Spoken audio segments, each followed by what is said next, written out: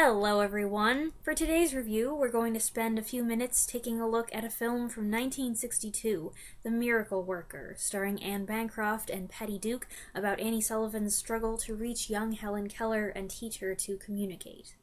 It was the first of a few film adaptations of a play written by William Gibson, based on Helen Keller's autobiography, The Story of My Life, published in 1903. Gibson originally wrote it as a teleplay in 1957, which aired on Playhouse 90 with Teresa Wright and Patty McCormick. It was then expanded into a full-length play, which premiered on Broadway in 1959. This production was directed by Arthur Penn and starred Anne Bancroft as Annie Sullivan and Patty Duke, then age 12, as 6-year-old Helen. The show picked up 4 Tony Awards, including ones for Best Play, Best Direction, and Best Lead Actress Performance, and Duke won the Theatre World Award. 3 years later, this film was made with the same director and the same stars, and again, it was a hit. While Penn and Gibson earned nominations, Bancroft and Duke won Best Actress and Best Supporting Actress Oscars. At the time, Patty Duke, then age 15, playing 6-year-old Helen, was the youngest recipient of a competitive Academy Award. The Miracle Worker has since been remade for TV a couple times, most notably in 1979 with Patty Duke, who maintained a lifelong association with the story, starring this time as Annie Sullivan, opposite then child star Melissa Gilbert as Helen. Those are the movie's credentials, so why does it deserve all the accolades? The film opens with the Kellers' discovery that their baby Helen, recovering from illness, is blind and deaf. They are devastated by this, and if their reaction seems over the top to the modern viewer, think how differently this situation would be handled in the late 19th century as opposed to now. The story then moves forward a few years to show the Kellers at their wits' end with Helen. Trapped in a world of silence and darkness with no way to make people understand her, Helen acts out in frustration and rage, becoming violent when she doesn't get her way. It's suggested that an asylum is the only suitable place for Helen, but her devoted mother Kate, clueless as she may be about how to handle her child, doesn't want to send her away, so instead they send for a teacher from the Perkins School for the Blind. Who they end up with is Miss Anne Sullivan. She's young, only 20, she's inexperienced, a pupil from Perkins who's never taught before, she's strong-minded and unsophisticated, the daughter of Irish immigrants who grew up in Massachusetts, a sharp contrast to the well-to-do Kellers of Alabama, and she's partially blind. She's had 9 operations on her eyes, the last one just before she made the long train journey down the East Coast. The Kellers, understandably, have little faith. How on earth can such a young woman, who is blind herself, be an effective teacher for their daughter? Helen's father, Captain Keller, is played by Victor Jory, her mother by Inga Swenson. Elder half-brother James is played by Andrew Prine, who in contemporary terms is kind of a troll, teasing Annie about her slim chances, especially when Helen, who quickly identifies her as an enemy intruder in the house, outwits her by locking her in her room. But he's also the first to see the sense of her arguments. It's not long before Annie is dismayed by Helen's wild behavior and terrible table manners. She's been spoiled by her parents' pity, allowed to do whatever will make her happy no matter how disruptive it is, and by this point everyone in the family is used to having Helen walk around and take food off their plates. But Annie refuses to play along, insisting that Helen must be disciplined. Left alone in the dining room, they battle it out in the first of several intense wrestling matches. And it is exhausting. Annie and Helen are both willful people determined to outsmart and outlast each other. Bancroft and Duke give equally vigorous physical performances. They're incredible. Helen often stuns Annie with her swift and violent actions, but Annie gets right back into it, meeting Helen on her terms in ways that are sometimes shockingly abrasive. Annie is just as obstinate and hot-tempered as Helen, but she knows something that Helen doesn't, and that is her advantage, the driving force that makes her keep at it. She knows that if she can just get Helen to learn sign language and understand that everything has a name, Helen can express herself and see the world, and her whole life will open up. Great pains were taken here, as they usually are in successful play-to-film conversions, to make this feel less like a stage production.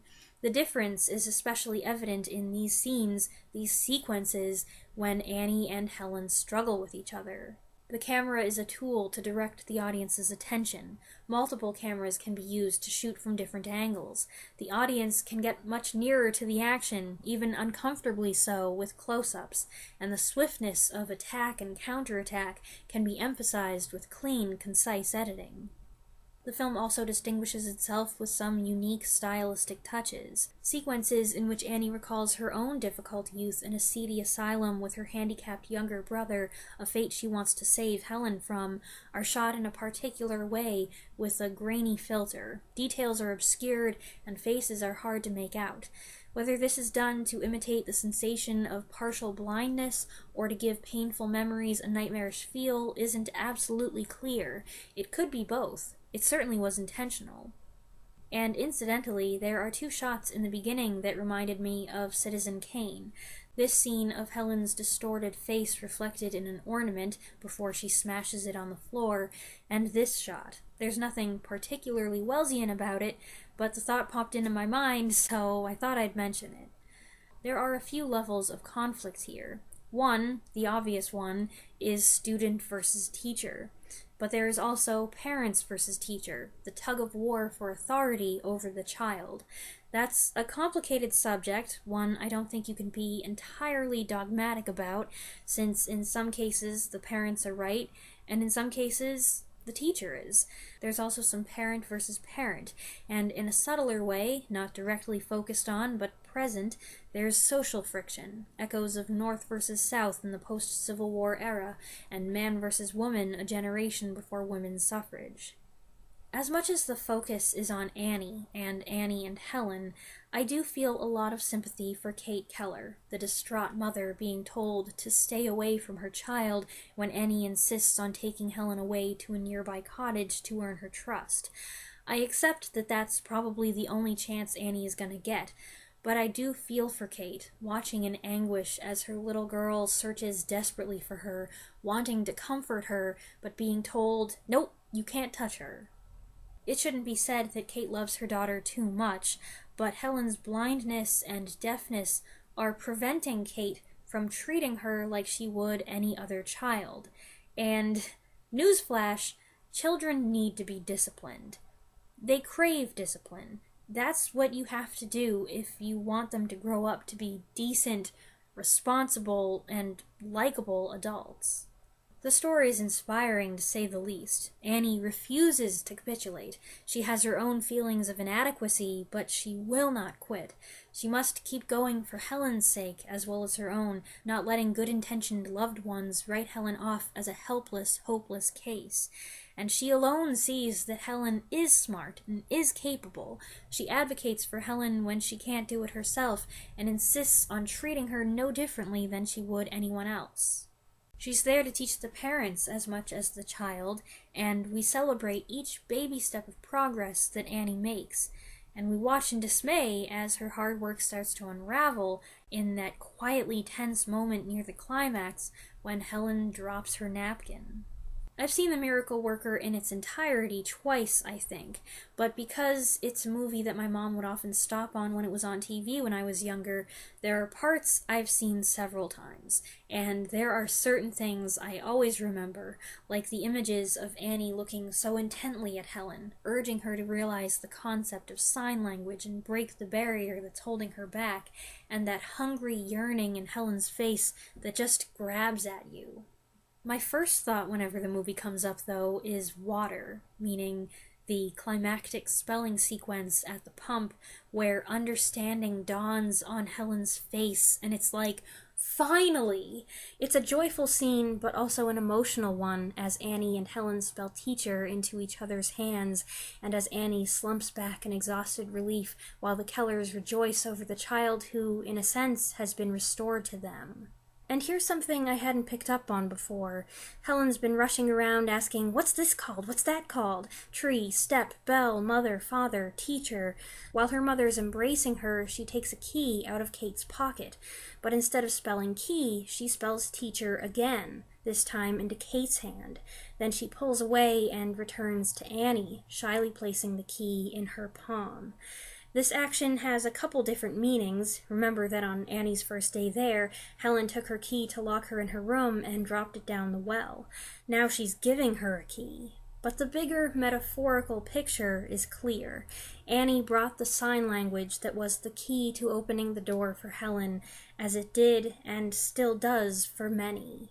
The film closes with a final touching scene showing the reversal in their relationship. Helen joins Annie on the porch and willingly climbs into her lap to nestle against her. Annie tells Helen that she loves her and they sit in peace together. It's the beginning of a lifelong companionship. I have had The Miracle Worker on my list of possible movies to review for quite some time. I think it was actually requested by someone several years ago. So that's that. Finally got that done. Hopefully this year I can cover more movies on that list. That is something I would like to focus on, doing more solo movie reviews, not so many big, overwhelming projects that have enormous files that take forever to edit. I don't want to do those. I hope you enjoyed the video. If you've never seen this movie, I encourage you to check it out. I think it's worth it. And if you have seen it, I'd be interested to hear what you think of it in the comments below. As for me, I'll be back soon with another review. Thanks for watching.